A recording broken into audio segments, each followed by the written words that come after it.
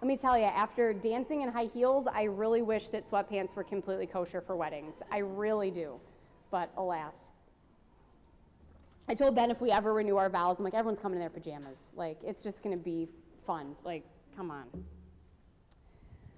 So it's very likely that if you've been up here in the office at any point during the week, over the last couple of weeks, you might have noticed something about me. Quite simply, my inability to walk or really move in general without some sort of hobbling along or angsty groan.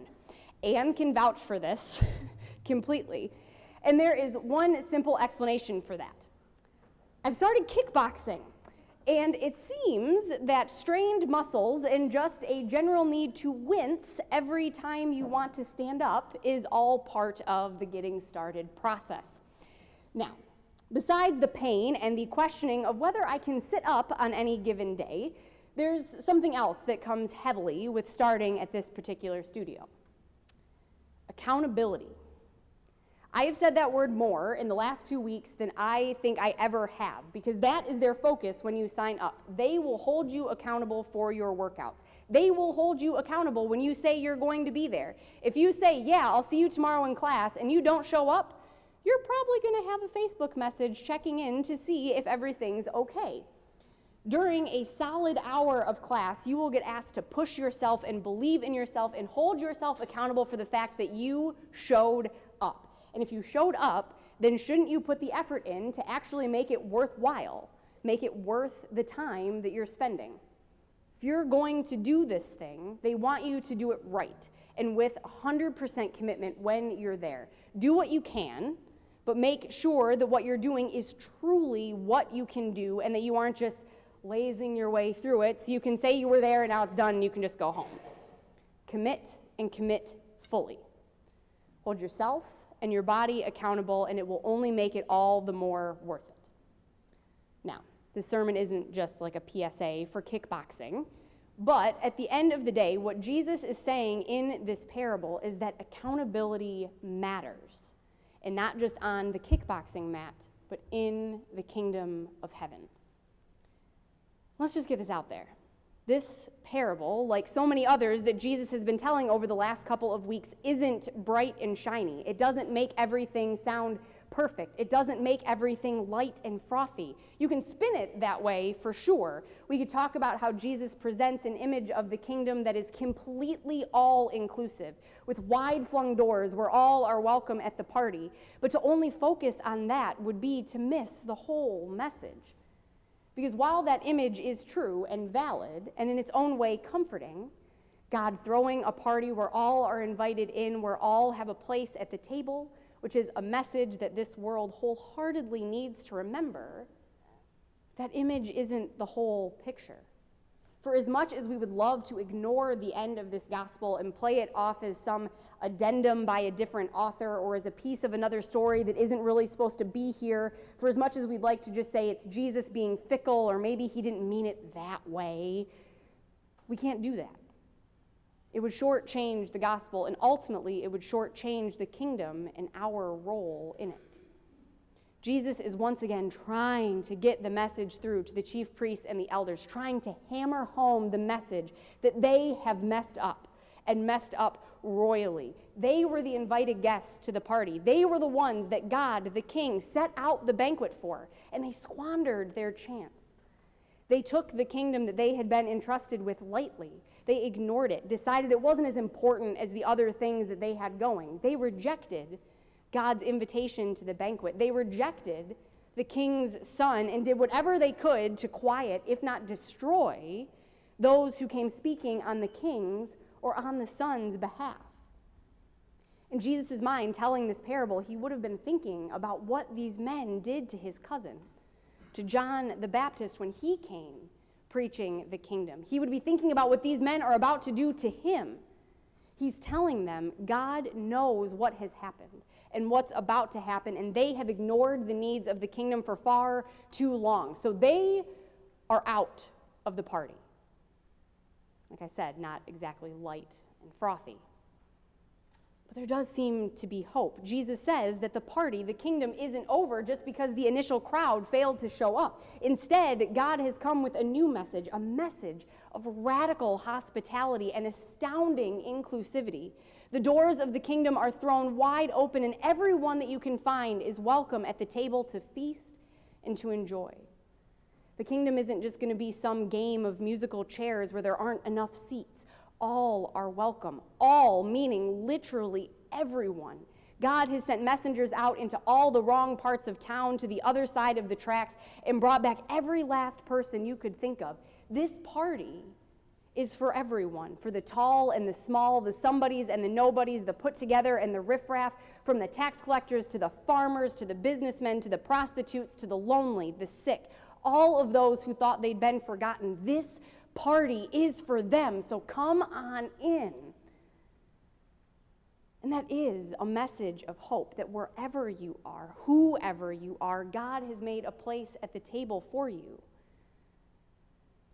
But for as much as we wish the gospel ended there, it doesn't.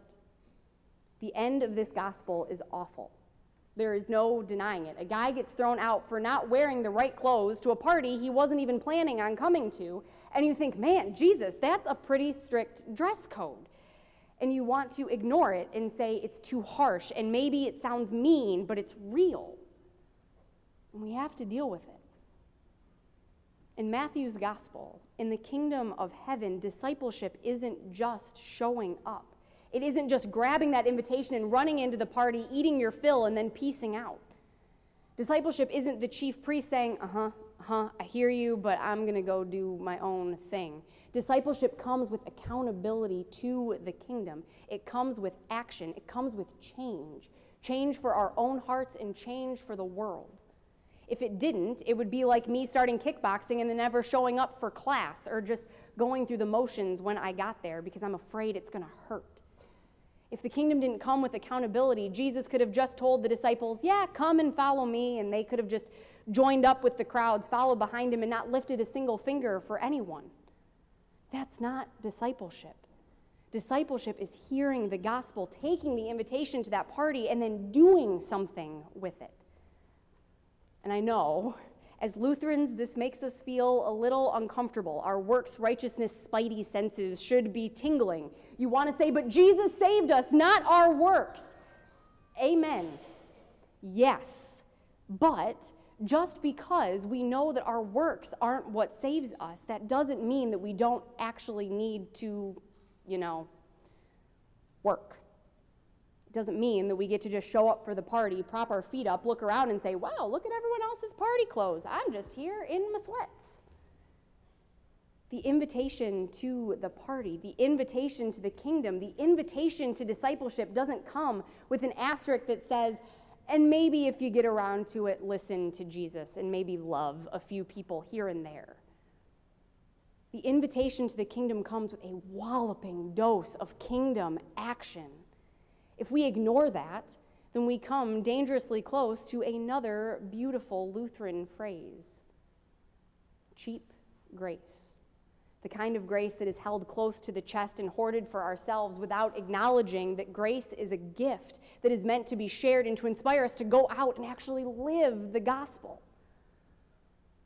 We get so scared of speaking up and speaking out for the kind of world, the kind of kingdom that Jesus called us to seek, that we end up watering the gospel down until it's nothing less than gospel light or gospel zero sugar, all words, no substance.